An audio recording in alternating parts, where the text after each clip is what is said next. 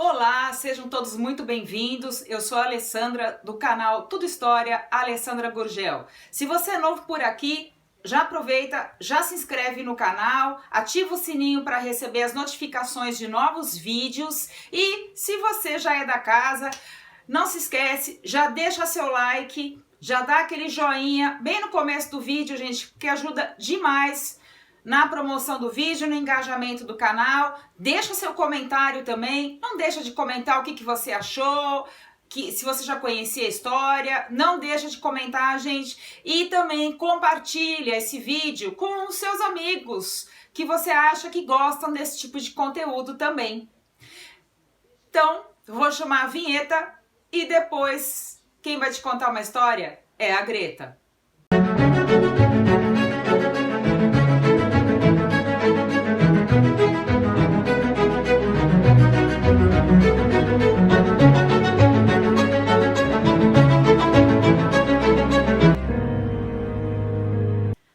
Olá, eu sou a Greta e hoje eu vou contar para vocês a história da Cruz do Patrão. Essa história é uma história muito antiga da cidade de Recife, capital do estado de Pernambuco.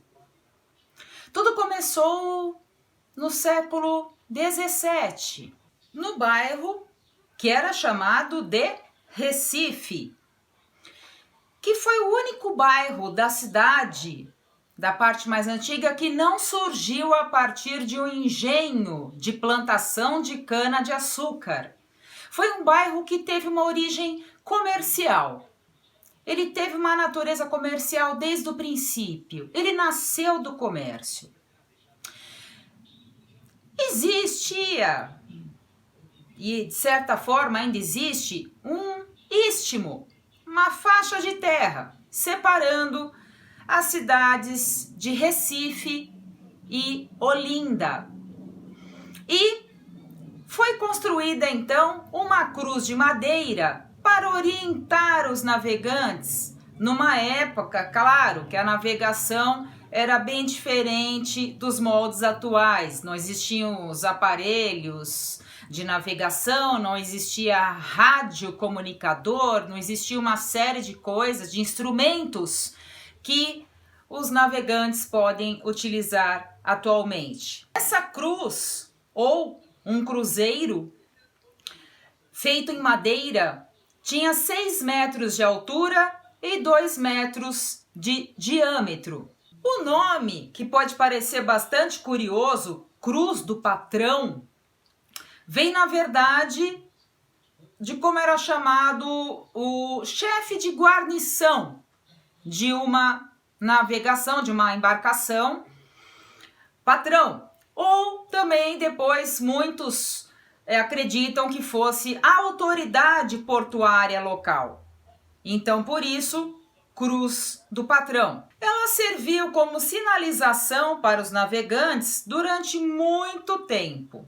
Porém, como ela foi construída em madeira, acredita-se que ela se desmanchou.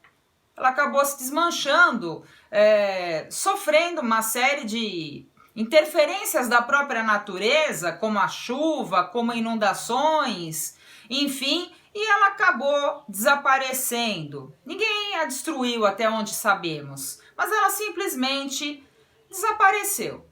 Ela foi reconstruída, não se sabe ao certo, no século XVIII ou XIX. Então, por muito tempo, os navegantes ficaram sem essa orientação, que era bastante importante para quem vinha por aquele ponto ali de navegação entre Recife e Olinda.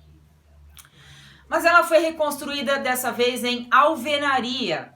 Então, portanto, não se desmancharia tão fácil quanto a antiga de madeira, que realmente não existe mais. Então, durante um período eles ficaram sem, ela foi reconstruída em madeira e durante muito tempo aquela cruz ela sempre teve algo de uma fama de mal assombrada, de ser mal assombrada, de trazer energias negativas, de gerar medo em muitas pessoas que passassem muito perto dela. durante muito tempo se acreditava que seres humanos escravizados que haviam chegado da África e desembarcado naquela região, que tinham morrido durante a horrenda viagem num navio negreiro, que já chegaram ali mortos, ou chegaram já morrendo e morreram pouco depois do desembarque, que eram enterrados ali nesse local, o que causou, claro, um medo maior ainda. Para piorar um pouquinho a situação, houve uma inglesa que esteve no Brasil, inclusive com a família real, isso já na época do Império, chamada Mary Grant. E ela escreveu uma série de publicações, ela é considerada uma escritora, historiadora inglesa, e ela escreveu bastante sobre alguns lugares do Brasil que ela conheceu, o Rio de Janeiro, por exemplo. Alguns atribuem, inclusive, a ela o título de Cidade Maravilhosa. E ela escreveu que ela tinha visto que enterravam-se. Ela ficou bastante horrorizada com isso, que eram sepultados esses seres humanos escravizados, sepultavam ali por perto, né, em volta, no entorno ali da cruz do patrão, e ela falou que, ela escreveu, né, que ficavam pedaços, às vezes, dos corpos para fora, e que aquilo era uma coisa horrenda, absurda, e, claro, isso só reforçou a ideia de que realmente ali naquele local ocorriam uma série de sepultamentos. O que era, na verdade, um ultraje, né? Uma coisa terrível na época do Brasil colônia e até na época do Brasil império, até uma parte da época do Brasil império. Por que isso acontecia? Porque as pessoas, quanto melhor a posição social delas, elas eram enterradas dentro das igrejas, é isso mesmo. As pessoas eram enterradas dentro das igrejas. E claro, conforme a classe social, sabemos sempre que existem essas diferenças na vida e até na morte. Então, quando era uma pessoa muito rica, muito abastada, ela era enterrada, por exemplo, próximo ao altar-mor, próximo ao altar principal da igreja. E conforme tivesse menos dinheiro, era enterrados até em paredes e no assoalho das igrejas. Imaginem o resultado que isso provocava. Muitas vezes existem outros relatos, não estou especificando aqui da Cruz do Patrão, mas existem vários relatos dessa época que muitas vezes praticamente se socava, para falar o português bem claro, um cadáver em cima do outro e só punha o assoalho por cima e acabou. Imaginem o odor que acontecia, né? Que ocorria em algumas igrejas. Tamanho era o desespero. Por que esse desespero todo? Porque acreditava-se que ser sepultado fora da igreja era ficar longe de Deus, longe da chance de ir para o céu, para o paraíso e ter a salvação da sua alma. Então as pessoas ficavam desesperadas para serem sepultadas dentro das igrejas. E claro que também existiam às vezes, né, sepulturas assim fora das igrejas, até os escravos também construíam igrejas, formavam irmandades, normalmente chamadas de Irmandades dos Homens Pretos, enfim, para construir as suas igrejas e fazer também os seus sepultamentos dentro de igrejas. Era um desespero completo em relação a isso, até que, claro, quando chegou na época do Império no Brasil, e finalmente algumas ideias vindas da França, lá dos iluministas, começaram a falar que isso não era saudável, não era bom os vivos ficarem em contato assim tão próximo com cadáveres.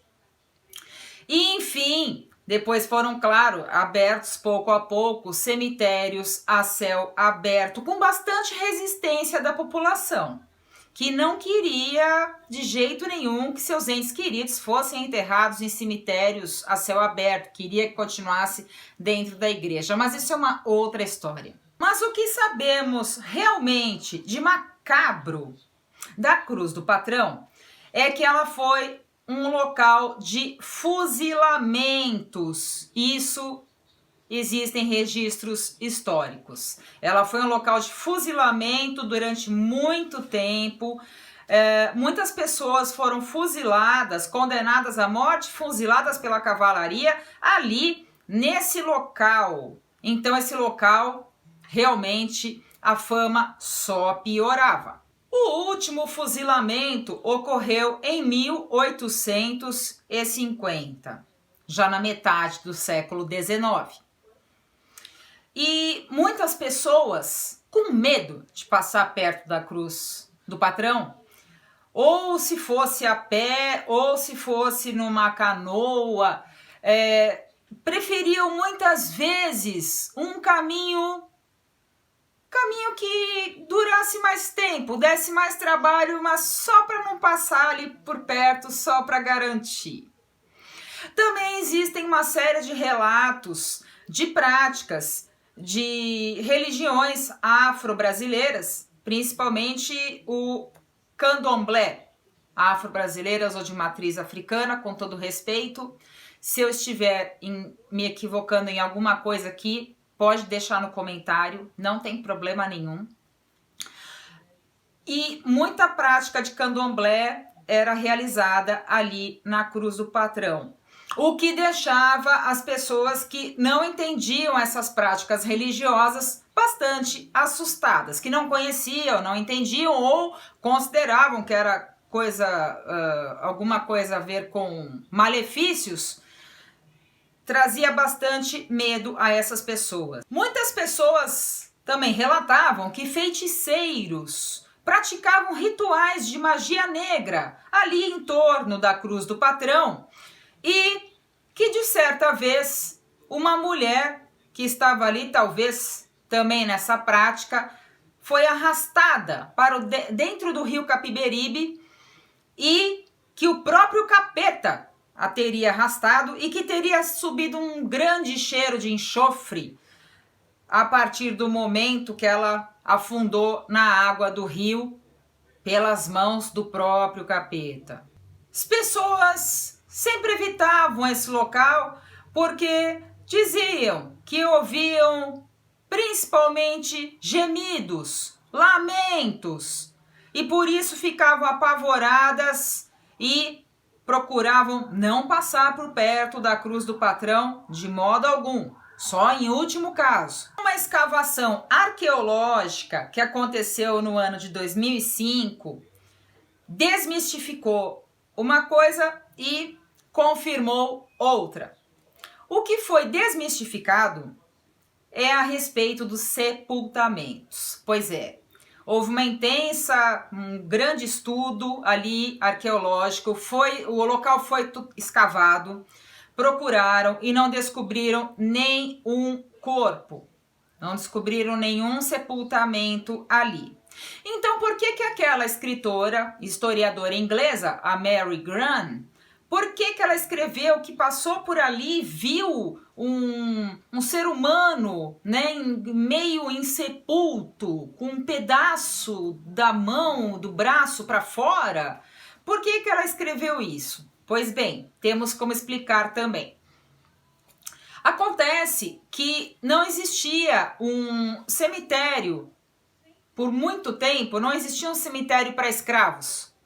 Não existia um cemitério para homens escravizados, principalmente aqueles que chegavam já mortos, né, da viagem horrenda no navio negreiro, ou que morriam logo após o desembarque. Então, o que faziam?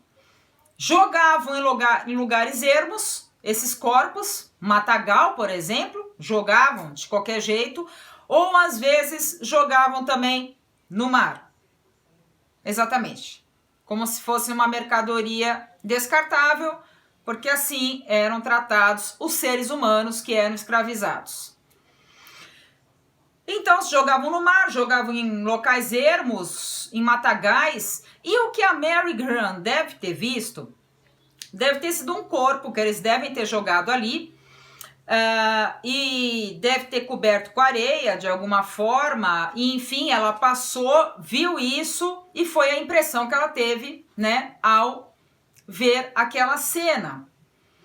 E claro, aí ela registrou no livro e perpetuou, né? Perpetuou até 2005 essa ideia de que ali era um local de sepultamentos, mas realmente a escavação arqueológica comprovou que não, nenhum osso humano foi encontrado ali. E mesmo porque os sepultamentos ali não dariam certo.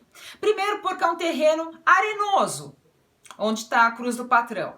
E segundo, que muitas vezes havia inundações. Então, como que ia fazer sepultamentos em grande escala num terreno arenoso e que muitas vezes era inundado? Impossível, né? Os corpos, claro, os corpos, pedaços de corpos, ossos, toda hora iam boiar, digamos assim. Mas o que afinal a escavação arqueológica confirmou? A escavação arqueológica confirmou sim os rituais, as práticas dos rituais de candomblé. Foram encontrados diversos artefatos, né? Muitas vezes, claro, quebrados, né? Com o passar do tempo, enfim, séculos, né? Séculos e séculos ali em torno da cruz do patrão. Então encontraram pedaços de cerâmica, pedaços de vidro e ferragens. Inclusive as ferragens, elas são atribuídas a rituais para Ogum, um dos orixás cultuados pelos praticantes do candomblé. Também foram encontrados pedaços de louças e alguns ossos de animais, o que indica também a prática de sacrifícios animais. E a associação de babalorixás, né, que existe ali no Recife, aceitou isso como certo, que a pesquisa arqueológica estava correta e que tudo aquilo realmente deve ter feito parte de rituais praticados pelos seus ancestrais em outras épocas. Somente em 2017, finalmente, a cruz do patrão foi tombada pelo patrimônio histórico. Sim, agora ela não pode mais sofrer... enfim, ela está protegida pela lei, ela não pode sofrer modificações, ela não pode mais ser alterada, né? Finalmente ela foi tombada pelo patrimônio histórico e por lei está protegida. Esperamos que algo tão importante, né, da história do Brasil seja preservada. E mesmo assim, claro, algumas pessoas ainda garantem ouvir lamentos e gemidos quando passam pela cruz do patrão. Será que esses gemidos, essas lamentações, será que elas ocorrem de verdade, principalmente à noite? Não sabemos. Mas com certeza não foi um local feliz. Porque afinal de contas, ali, de qualquer maneira, ali perto, havia o desembarque de seres humanos escravizados e também foi um local de fuzilamentos, o que torna realmente o local com uma memória não agradável. Se você conhecia essa história, deixa aqui nos comentários. Se você gostou de conhecer essa história, também comenta aqui. E principalmente se você é de Recife, se você nasceu em Recife, mora em Recife, já morou em Recife. Se você é da região, comenta aqui também, pode deixar seu comentário. Seja muito bem-vindo, bem-vinda. E é isso, gente. Espero que vocês tenham gostado desse relato. Se vocês tiverem alguma história interessante, se vocês quiserem mandar um e-mail para a Greta, é só mandar por e-mail que está na descrição, que a Greta vai contar a sua história, tá bom? Um beijo para vocês e até o próximo vídeo. Tchau!